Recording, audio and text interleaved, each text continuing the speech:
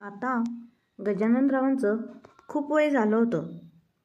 घरात ते दोघंच राहत होते, त्यांची बायको आणि ते. आज गजाननरावांची तब्येत अचानक जास्तच बिघडली होती. तेव्हा त्यांची बायको सुनंदा त्यांच्या मुलाला फोन करतात आणि त्याला म्हणतात, मनोज, तुला तर माहीत आहे तुझ्या बाबांच्या तब्येतीबद्दल. आता त्यांची तब्येत जास्तच बिघडत जात आहे. ते नेहमी बेडवर पडून तुझी आठवण काढत असतात. तू थोडा वेळ काढून तुझ्या बाबांना भेटण्यासाठी येऊन जा. सुनबाई आणि आमची नात परीला पण घेऊन ये. तेव्हा दुसऱ्या बाजूने आवाज आला, आई, मला आत्ताच सुट्टी भेटणार नाही, त्यामुळे आत्ता येणं मला शक्य होणार नाही. काही दिवसांनी वेळ काढून येईल. मुलाचे असे नकारार्थी उत्तर ऐकून सुनंदाताई उदास होऊन आतून खचून गेल्या. त्यांचा चेहरा पाहून गजाननरावांच्या मनात खळबळ उडाली होती. त्यांच्या डोळ्यातून अश्रू वाहू लागले. त्यांच्या डोक्याखाली असणारी उशी ओली झाली होती. 75 वर्षांचे गजाननराव मणक्याच्या आजाराने ग्रस्त होते. बेडवर पडून ते त्यांच्या आयुष्यातील शेवटच्या क्षणांना कसं तरी काढत होते. सुनंदाताई आणि गजाननराव त्यांच्या मुलांपासून लांब त्यांच्या गावातील जुन्या घरात राहत होते. त्यांचा मुलगा मनोज शहरात नोकरी करत होता. मनोज लग्नानंतर शहरात स्थायिक झाला. तिकडे त्याची बायको वीरा, त्याची बायको सुनीता आणि त्यांची 10 वर्षाची मुलगी परी त्याच्यासोबत राहत होत्या. गावातील घरात फक्त दोघेजणच राहिले होते, एक सुनंदाताई आणि दुसरे गजाननराव.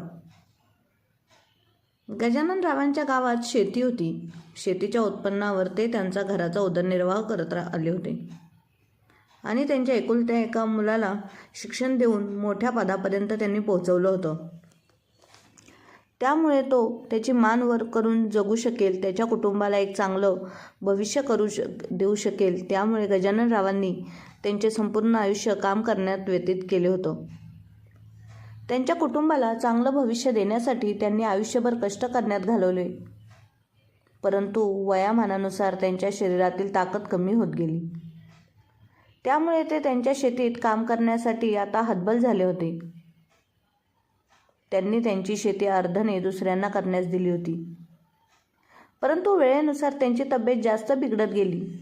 तेव्हा समजले गजाननराव हे मणक्याच्या आजाराला झुंज देत आहेत. त्यांच्या उपचारासाठी सर्व जमा भांडवल होतं ते सगळं संपवलं होतं. त्यांनी एवढंच नाही तर त्यांची शेतीसुद्धा विकली होती. सर्व काही विकून आता त्यांच्याजवळ गावाकडचा पूर्वजांचा वाडा फक्त शिल्लक राहिला होता. त्यांचा मुलगा शेतीचे कराराचे पैसे मिळवण्यासाठी कमीत कमी गावी वर्षातून 1-2 वेळा यायचा. जेव्हा त्यांची शेती विकली जायची तेव्हापासून तो त्याच्या आईबाबांच्या जवळ येणं तर लांबच, बस कॉल पण करणे सोडून त्यांनी दिलं होतं. परंतु त्यांच्या सुनेच्या मनात त्यांच्याबद्दल सहानुभूती होती. त्यामुळे त्यांची सून त्यांना दररोज तब्येतीची विचारपूस करण्यासाठी फोन करायची. नेहमी सुनंदाताई त्यांच्या मुलाला फोन करून त्याला गावी यायला सांगत होते, पण मनोजचं एकच उत्तर असायचं, आई, मी कामात खूप व्यस्त आहे, मला सुट्टी भेटत नाहीये. आज जेव्हा संध्याकाळ झाली तेव्हा गजाननराव अचानक म्हणाले, सुनंदा, मला आज खूपच अस्वस्थ वाटत आहे. सुनंदाताईंनी लगेच त्यांच्यासाठी लिंबू पाणी बनवून त्यांना आणून दिलं. तोपर्यंत गजाननराव बेशुद्ध अवस्थेत पडले होते. त्यांचे डोळे आणि तोंड उघडे पडले होते. सुनंदाताईंना समजायला वेळ लागला नाही. त्यांचा नवरा म्हणजेच गजाननराव कायमस्वरूपी या जगाला निरोप देऊन निघून गेले होते. सुनंदाताईंचं तर जगच उद्ध्वस्त झालं होतं. शेवटी गजाननरावांशिवाय त्यांच्या या जगात होतं तरी कोण? त्यांच्या मुलाला तर त्यांच्या अंतिम संस्कारासाठी सुद्धा यायला वेळ मिळाला नाही. संध्याकाळी जेव्हा वाट पाहून पाहून गावातील लोक आणि नातेवाईक थकले तेव्हा गजाननरावांना अंतिम संस्कारासाठी स्मशानात ते घेऊन गेले. तिकडे गेल्यानंतर त्यांचा मुलगा मनोज घाईगडबडीत तिकडे पोहोचला आणि त्याच्या बाबांच्या मृतदेहाचे अंतिम संस्कार केले गेले. आता 3 दिवस निघून गेले होते तेव्हा मनोज त्याच्या आईजवळ येऊन म्हणाला, आई, माझ्या ऑफिसमध्ये खूप महत्त्वाची काम चालू आहेत. त्या दिवशी मला खूप विनंती केल्यानंतर सुट्टी मिळाली होती आणि मी गावी आलो होतो. जे व्हायचं ते झालं. आता या परिस्थितीला आपण काही बदलू शकत नाही, परंतु आता कामावर रुजू होणं मला गरजेचं आहे. सुनंदाताई शांत बसल्या होत्या. त्यांनी त्यांच्या मुलाला जाण्यासाठी पण सांगितलं नाही आणि थांबण्यासाठी पण सांगितलं नाही. फक्त एकटक पाहत विचारात हरवल्या होत्या त्या. परंतु गावातील लोक आणि नातेवाईक तिकडे एकत्र आले होते. त्यांना मनोजचं बोलणं ऐकून खूपच आश्चर्य वाटलं. त्यांनी मनोजला तिकडे थांबण्यासाठी विनवणी केल्या. त्यामुळे मनोजला गावी थोडे दिवस थांबावं लागलं. त्यांच्या बाबांचा तेरावा करून जेव्हा मनोज परत जाण्यासाठी निघाला तेव्हा गावातील सरपंचांनी त्याला थांबवले आणि म्हणाले, मनोज, तुझी आई आता म्हातारी झाली आहे आणि आता तिचं या जगात तुझ्याशिवाय कोणीच नाही आहे. तू एकमेव तिचा आधार आहेस. तुझ्याशिवाय आता सुनंदाताईंचं कोणीच नाही आहे. तू सुनीता यांना अशा अवस्थेत इथे गावी सोडून जाशील तर त्यांना कोण सांभाळेल? त्यांची काळजी कोण घेईल? मनोज, तू आता तुझ्या आईला तुझ्यासोबत घेऊन जा. तुमच्यासोबत राहतील तर सुनंदाताईंचा वेळ चांगल्या प्रकारे निघून जाईल. इकडे त्यांना एकटीला घर खायला उठेल.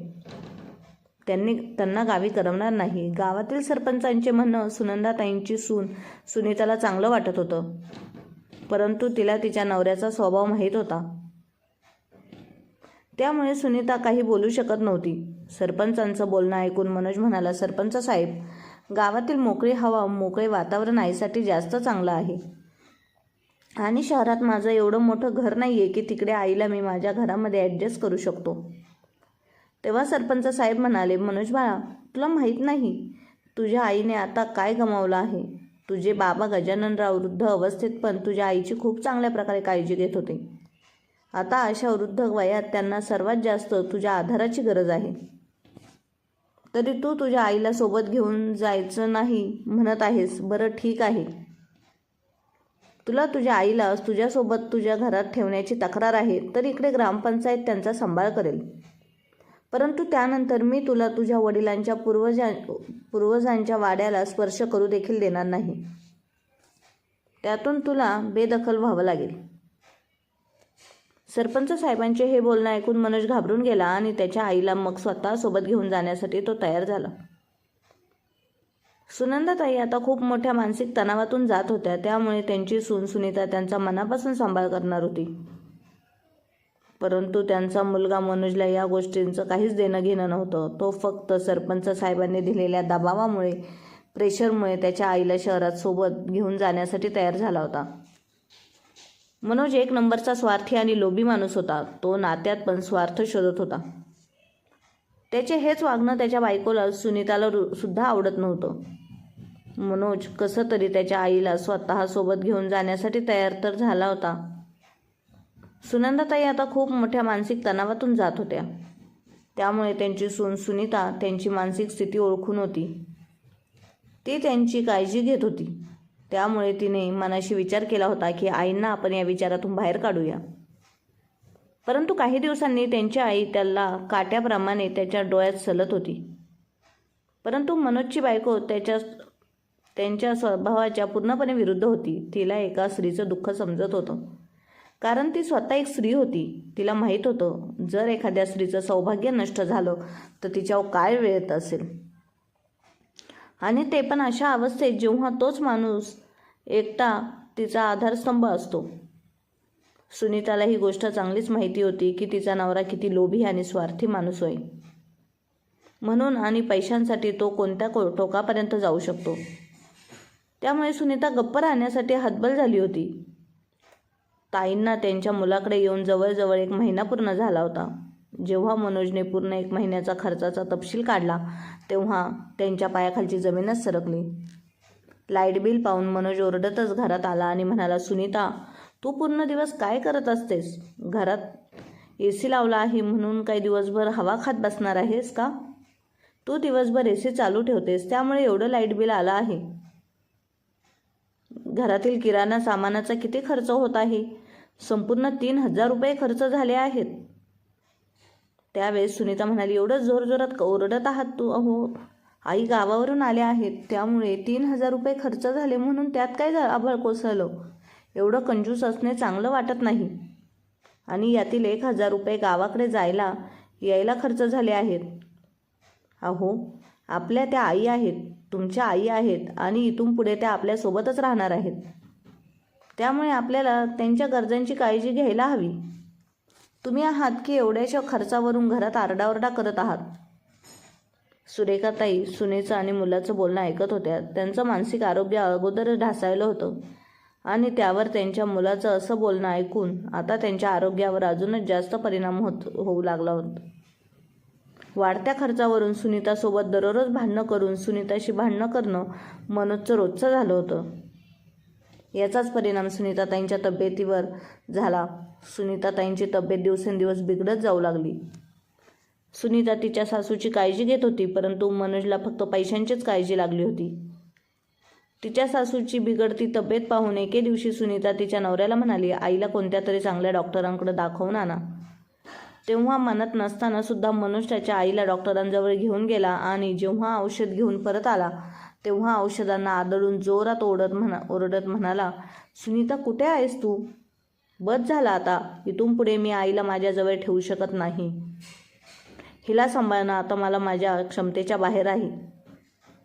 त्यामुळे मी आईला परत सोडायला जात आहे. एवढं बोलणं ऐकून सुनीता तिच्या रूममध्ये बाहेर धावत आली आणि म्हणाली, सोडून येणार आहात याचा अर्थ काय आहे? कुठे सोडून येणार आहात आणि कोणाजवळ? सुनीता, ते सर्व मला माहीत नाही. आता मला अजून जास्त सहन होणार नाही. प्रत्येक गोष्टीची एक मर्यादा असते. आता माझ्याने एवढा खर्च करणे शक्य नाही. तुला माहीत आहे का सुनीता, आईच्या गोळ्या आणि डॉक्टर इतका खर्च झाला आहे की तेवढ्या पैशात आपल्या घराचा पूर्ण महिन्याचा खर्च भागतो. जर असाच खर्च करत राहिलो तर मी एके दिवशी रस्त्यावर येईन. त्यापेक्षा चांगलं होईल की मी आईला कुठेतरी नेऊन सोडतो. अहो, अशा प्रकारे का बोलत आहात? ती तुमची आई आहे. त्यांना रस्त्यावर सोडण्याचा विचार करत आहात? असा विचार कसा करू शकता तुम्ही? मी असं होऊ देणार नाही. समजलं का तुम्हाला? मनोज त्याच्या बायकोचा राग पाहून आश्चर्याने तिच्याकडे पाहू लागला, कारण की ही पहिलीच वेळ होती जेव्हा त्याच्या बायकोने त्याच्यावर आवाज चढवला होता आणि ती त्याला बोलत होती. परंतु त्यानंतर सुनीताने परिस्थिती सांभाळत प्रेमाने तिच्या नवऱ्याला म्हणाली, हे बघा, मला माहीत आहे आजकाल महागाई वाढली आहे. याचा अर्थ असा होत नाही की आपण आपल्या जबाबदाऱ्यांपासून पळ काढावा. ती तुमची आई आहे आणि तिची जबाबदारी तुमचीच आहे. परंतु सुनीताच्या बोलण्याचा तिच्या नवऱ्यावर मनोजवर काही परिणाम झाला नाही. अजून पण त्याच्या आईपासून दूर राहायचं होतं त्याला, परंतु त्याला कोणता पर्याय दिसत नव्हता. त्याने असं काय करावे ज्यामुळे त्याची आई त्याच्यापासून लांब व्हावी. कारण मनोजला एवढं समजलं होतं, सुनीतासमोर असे काही करणं अशक्य आहे. आता तो योग्य वेळ येण्याची वाट पाहत होता. एके दिवशी तो त्याच्या आईला औषध घेण्यासाठी हॉस्पिटलमध्ये घेऊन गेला. तेव्हा तिकडे त्याला एक माणूस दिसला. तो खूपच त्रासिक दिसत होता. खरं तर त्याच्या आईचं लिव्हर निकामी झालं होतं. त्यामुळे त्यांना डॉक्टरांनी लिव्हर ट्रान्सफर करण्यासाठी सांगितलं होतं. त्यांना लिव्हर डोनेट करणाऱ्या माणसाची आवश्यकता होती, परंतु त्यांना एक परफेक्ट लिव्हर डोनर भेटत नव्हता. त्याच्याजवळ काही दिवसांचाच कालावधी शिल्लक राहिला होता. मनोज हे सर्व पाहून चकित झाला होता. तो माणूस त्याच्या आईला लिव्हर देणाऱ्याला लाखो रुपये द्यायला तयार पण होता, कारण कुणीतरी त्याच्या आईला लिव्हर द्यायला तयार होईल. परंतु म्हणतात ना, विनाशकाली विपरीत बुद्धी. विचित्रपणे असं कृत्य करत असतात. जेव्हा हे सर्व मनोजला समजले तेव्हा त्याच्या राक्षसी विचारांनी एक अतिशय खराब योजना आखली. मनोज डॉक्टरांकडे गेला आणि म्हणाला, त्याच्याजवळ एक लिव्हर डोनर आहे. डॉक्टरांना त्याने त्याच्या आईबद्दल सांगितले, परंतु डॉक्टरांनी सांगितले या वयात आईचे लिव्हर काढल्यामुळे त्यांचा जीवसुद्धा जाऊ शकतो. डॉक्टरांनी मनोजला त्याच्या आईचं लिव्हर घेण्यासाठी नकार दिला. तेव्हा मनोजने डॉक्टरांना लिव्हरच्या बदल्यात भेटणाऱ्या पैशामधील अर्धे पैसे देण्याची ऑफर दिली. डॉक्टरांना माहीत होतं तो माणूस त्याच्या आईला लिव्हर देणाऱ्या माणसाला वाटेल ती रक्कम द्यायला तयार होता. तेव्हा डॉक्टरांनी पैशाच्या लोभापायी मनोजला होकार दिला. इकडे सुनंदाताई त्यांच्या आजारी असल्या कारणाने बेशुद्ध पडलेल्या असायच्या. त्यामुळे मनोज त्याच्या आईला डॉक्टरांच्या देखरेखीखाली हॉस्पिटलमध्ये सोडून निघून गेला, कारण लिव्हर ट्रान्सफरसाठीच्या काही तपासण्या करायच्या होत्या. तर डॉक्टरांना आरामात करता याव्यात, कारण डॉक्टरांनी पण तसेच सांगितलं होतं. आम्ही असंच कोणाचं लिव्हर काढून कोणा दुसऱ्याला देत नाही. यासाठी खूप जास्त तपासण्या कराव्या लागतात. सर्व तपासण्या केल्यानंतर जेव्हा रिपोर्ट येतील तेव्हा ते रिपोर्ट पाहून समजेल की ती खरी डोनर आहे की नाही ते, किंवा त्यांचं लिव्हर समोरच्या व्यक्तीला चालणार आहे की नाही. यासाठी मनोज त्याच्या आईला हॉस्पिटलमध्ये सोडून घरी निघून गेला. आणि जेव्हा मनोज घरी पोहोचला तेव्हा सुनीताने विचारलं, आई कुठे आहे? परंतु सुनीताने पाहिलं तिचा नवरा मनोज तिच्यापासून नजर चोरत आहे. बराच वेळ तो गप्प बसला होता. परंतु परत सुनीताने विचारलं तेव्हा मनोज म्हणाला, आईला औषध आणण्यासाठी मेडिकल स्टोअरवर गेलो. तेव्हा आई अचानक रोडच्या दुसऱ्या बाजूला गेली. तेव्हा मी आईच्या मागे रोड क्रॉस करून गेलो. तेव्हा रोडवर खूप गाड्या येत होत्या आणि तेवढ्या वेळातच माहीत नाही आई कुठे निघून गेली. सुनीताला हे ऐकून खूप विचित्र वाटले. सुनीता म्हणाली, कमाल आहे तुमची. तुमच्या उपस्थितीमध्ये आई कुठे निघून गेल्या आणि तुम्ही इकडे आरामात बसलेले आहात आणि अजूनही आरामातच बसलेले आहात. तेव्हा मनोज म्हणाला, मी तरी काय करणार, तुला पण माहीत आहे 24 तासाच्या आत कोणताच पोलीस अधिकारी कोणतीही कारवाई करत नाही किंवा FIR दाखल करून घेत नाही. आईला मी खूप शोधलं परंतु आई मला भेटलीच नाही. आता तूच सांग मी काय करायला पाहिजे होतं. आता मात्र सुनीता गप्प झाली होती. परंतु ही गोष्ट ऐकायला तिचं मन तयार नव्हतं की आई कुठेतरी निघून गेली म्हणून. त्यामुळे सुनीता स्वतःच्या सासूला शोधण्यासाठी स्वतः बाहेर पडली. परंतु शोधत असताना रात्र झाली होती. तरीसुद्धा सुनीता ताईंचा काहीच पत्ता लागला नाही होता. आता सुनीता 24 तास निघून जाण्याची वाट पाहू लागली. परंतु दुसऱ्या दिवशी जेव्हा सकाळ झाली तेव्हा सुनीता हे पाहून चकित झाली होती की मनोज लवकर उठून आंघोळ करून तयार झाला होता आणि घरातून अतिशय गडबडीमध्ये निघून गेला होता. मनोजने हॉस्पिटलमध्ये जाऊन डॉक्टरांसोबत चर्चा केली आणि जेव्हा डॉक्टरांनी मनोजला सांगितलं की सुनंदाताई त्या माणसाच्या आईसाठी लिव्हर देण्यासाठी योग्य आहेत, तेव्हा मनोज तर जागेवरच उड्या मारत होता. मनोजला असं वाटत होतं की त्याची इतर लॉटरी लागली आहे. त्याच्या डोळ्यात खूप जास्त पैशांचे फोटो फिरू लागले. डॉक्टरांनी मनोजला सांगितले तो माणूस किडनीसाठी जवळजवळ 30 लाख रुपये द्यायला तयार आहे. तेव्हा मनोज अजूनच आणखी खुश झाला आणि त्याचा लोभ अजूनच वाढला. त्यांनी डॉक्टरांसमोर एक गोष्ट स्पष्ट केली की तो त्याच्या आईच्या जीवाला काही लाख रुपयांसाठी धोक्यात आणू शकत नाही. शेवटी आईच्या प्रेमाला कुणी एवढ्या कमी किमतीमध्ये असं काय मोजू शकतो? मनोजने विचार केला. आयुष्यभरासाठी पैसे जमा करण्याची ही योग्य संधी आहे. त्यामुळे याच पैशाच्या लोभात येऊन त्याच्या आईच्या लिव्हरसाठी त्याने जवळजवळ 70 लाख रुपयांची मागणी केली आणि मनात विचार केला की फक्त मला 70 लाख रुपये भेटावेत. त्यानंतर हे लोक माझ्या आईचं लिव्हर काढोत अथवा डोळे काढोत, मला काहीच फरक पडत नाही. त्या माणसाने आता 70 लाख रुपये देण्यासाठी सुद्धा होकार दिला होता. तिकडे सुनीताच्या संशयाची सुई तिचा नवरा मनोजकडे जाऊ लागली. कारण मनोज सकाळी सकाळी आंघोळ करून तयार होऊन घाई गडबडीतून घराबाहेर निघून बाहेर जात होता, तेही सुनीताला न सांगता. सुनीताला माहीत होतं की ही वाटते तितकी साधी सरळ गोष्ट नाहीये. त्याच्या मागे नक्कीच काही ना काही गुपित आहे. तिचा नवरा गेल्यानंतर सुनीता तिच्या सासूचा फोटो घेऊन पोलीस स्टेशनमध्ये गेली आणि तिकडे जाऊन त्यांना सर्व काही सांगितले. परंतु पोलीस कॉन्स्टेबलने सांगितलं 24 तासाच्या अगोदर काहीच केले जाऊ शकत नाही. जेव्हा सुनीताने पोलीस अधिकाऱ्याला सर्व काही सांगितले तेव्हा पोलीस अधिकारी सर्व गोष्टींचा नीट आढावा घेऊ लागले. तेव्हा त्यांना समजलं की आता या घटनेला 24 तास उलटून गेले आहेत. त्यानंतर तक्रार नोंदवून सुनीता पोलीस घेऊन हॉस्पिटलमध्ये जाण्यासाठी निघाली. कारण तिला संशय आला होता. तिकडे सुनीताची सासू म्हणजे सुनंदाताईंवर उपचार करणे चालू होतं. तिकडे मनोज तर पैशांमुळे पूर्णपणे आंधळा झाला होता. त्याच्या मनात फक्त हाच विचार चालू होता, जेव्हा मला खूप जास्त पैसे भेटतील तेव्हा मी शहरातून बाहेर लांब निघून जाईन आणि त्यावेळेला सुनीताला सुद्धा काही ना काही खोटं सांगेन. सुनंदाताई कालपासून भूल दिलेल्या अवस्थेतच होत्या, कारण त्यांना भुलीचं इंजेक्शन दिलं होतं. कारण त्या सर्व गोष्टींसाठी विरोध करायला नकोत म्हणून. आता तर त्यांना ऑपरेशन थिएटरमध्ये घेऊन जात होते. तेव्हाच हॉस्पिटलमध्ये सुनीता काही पोलीस अधिकाऱ्यांसह पोहोचली आणि नंतर तिकडे गेले. तिकडे तिच्या सासूचं औषध भेटायचे, परंतु तिकडे कोणीच नव्हतं. त्या ठिकाणी डॉक्टर सुट्टीवर होते. सुनीताने विचारलं, डॉक्टर किती दिवसांपासून सुट्टीवर आहेत?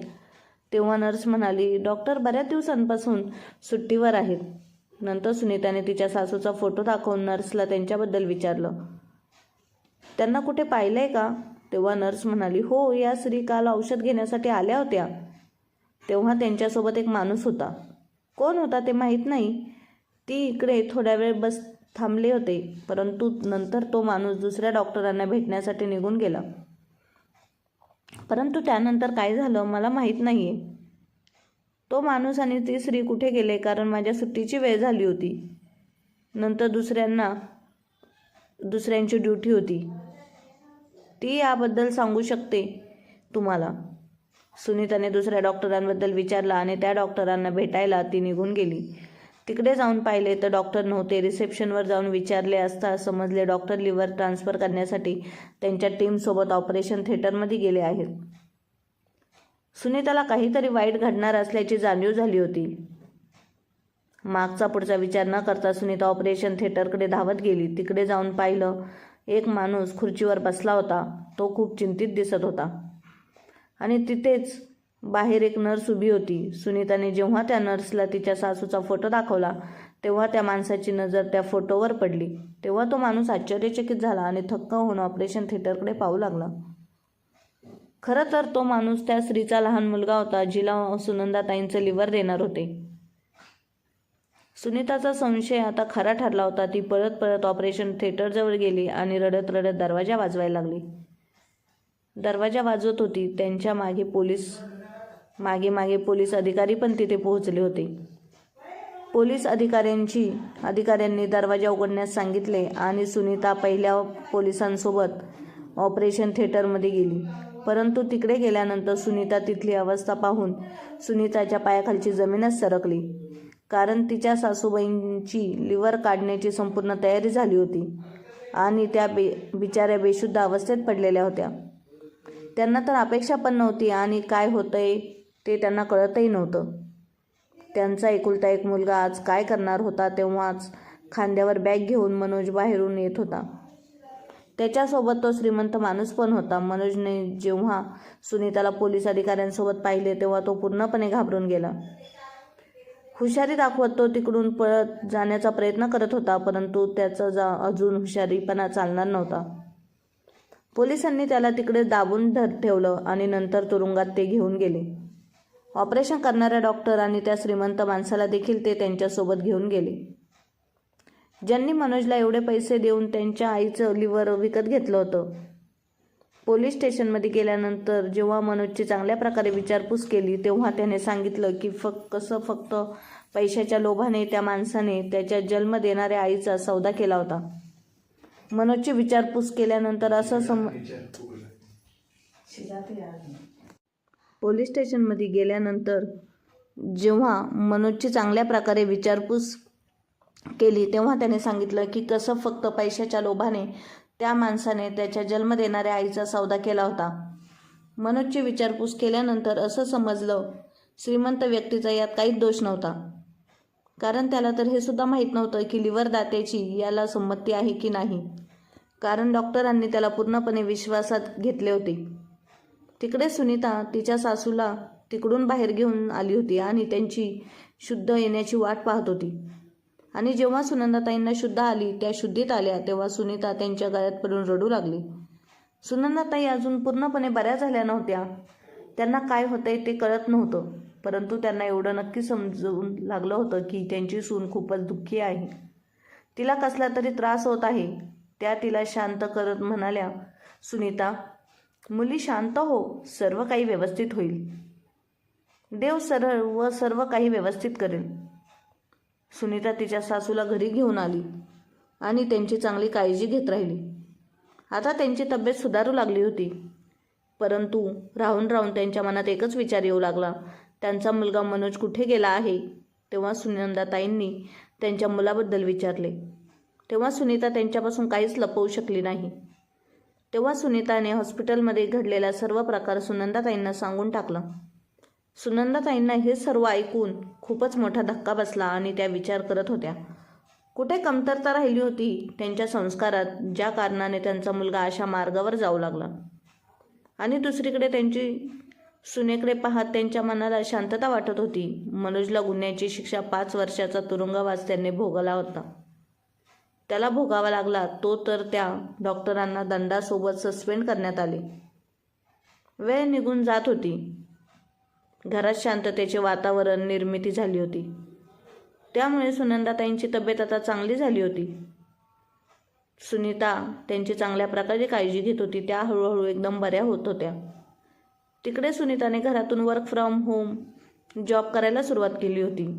त्यामुळे सुनीता घर खर्च आरामात करत होती. कारण सुनीताला तिच्या सासूला अशा अवस्थेतून बाहेर काढायचे होते आणि त्यांची तब्येत बरी नसल्यामुळे तिला घरातून बाहेर जाऊन कामसुद्धा करणं शक्य नव्हतं. कारण घरी राहूनच तिला आपल्या सासूबाईंची काळजी घ्यायची होती. आता पाहता पाहता सुनंदाताई एकदम ठणठणीत झाल्या. सुनंदाताईंना आता बरं वाटू लागल्यामुळे त्या आता सुनीताला तिच्या कामात मदत करू लागल्या. सुनंदाताई घरातील सगळं काम करायच्या आणि मग सुनीता वर्क फ्रॉम होम म्हणजे सुनीता घरगुती मसाले करून त्यांची ऑर्डर घेत होती. नंतर सुनीताच्या मसाल्यांची चव सगळ्यांपर्यंत पोहोचली. त्यामुळे तिच्या मसाल्यांना मागणी वाढू लागली. कारण तिचे मसाले खूपच चविष्ट होते. मग तिने तिचा उद्योगधंदा मोठा करण्यासाठी 15 ते 20 बायकांना हाताशी धरून मसाल्याचा उद्योगधंदा वाढवला. त्यात मग सुनंदाताई तिला मदत करू लागल्या आणि असे करता करता सुनीताचा मसाल्यांचा बिझनेस खूप मोठा झाला. त्यांची सगळी स्वप्न पूर्ण झाली. 5 वर्षामध्ये खूप सारा बदल झाला होता.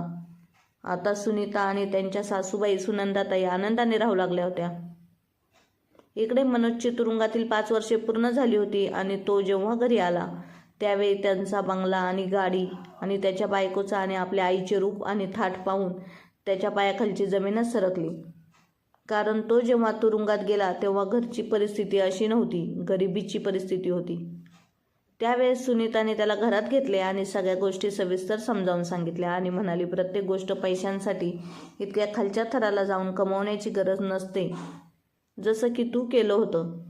खूप कष्टाने आणि मेहनतीने केलं ना तर सगळ्या गोष्टी मिळतात, जशा मी आणि आईने केल्या होत्या.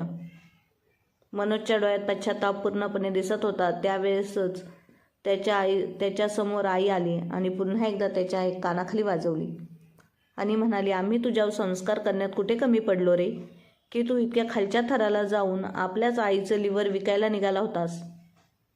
मी तर कल्पना देखील केली नव्हती की माझाच पोटचा मुलगा माझ्या मरणावर टपलेला असेल. का तू असं वागलास? त्यावेळी मनोज म्हणाला, आई मला माफ कर. तो आईच्या पाया पडून माफी मागू लागला आणि म्हणाला, अगं आई, गरिबीचे दिवस संपत नव्हते. प्रत्येक वेळेस मला गरिबीमुळे हात टेकावे लागत होते आणि त्यातच मला 20 ते 50 लाखाची ऑफर तुझं लिव्हर विकून मिळणार होतं. म्हणून मी भुललो, मी फसलो, चुकलो. आई मला माफ कर. माझ्या डोळ्यांवर कसली झापड पडली होती की मला कळतच नाही की मी हे काय करतोय. माझ्याच आईच्या लिव्हरचं माझ्या डोक्यात कसं आलं माझं मलाच कळलं नाही. आई अगं मला माफ कर. मी माफ करण्याच्या सुद्धा लायकीचा नाही आहे. मी शिक्षा भोगली आहे. मात्र आता तुम्हाला मी प्रत्येक गोष्टीत मदत करेल. आई मला माफ कर. आणि मग सुनीताने देखील मोठ्या मनाने आणि आईने मोठ्या मनाने मनोजला माफ केलं आणि मनोज देखील मग शेवटी त्यांच्या कामात मदत करू लागला. पण शेवटी सुनंदाताईंनी आपली सगळी प्रॉपर्टी म्हणजे सुनीताच्या नावावर करून दिली. पण त्यांच्या सुनेने मनोजला चांगलाच धडा शिकवला. अशा प्रकारे मनोज, सुनीता आणि सुनंदाताई आनंदाने राहू लागल्या. तर मग मित्रमैत्रिणींनो, तुम्हाला सुनीताने आपल्याच नवऱ्याला दिलेली शिक्षा आणि नंतर माफ करून त्याला दिलेली मोलाची शिकवण कशी वाटली ते नक्की सांगा. धन्यवाद.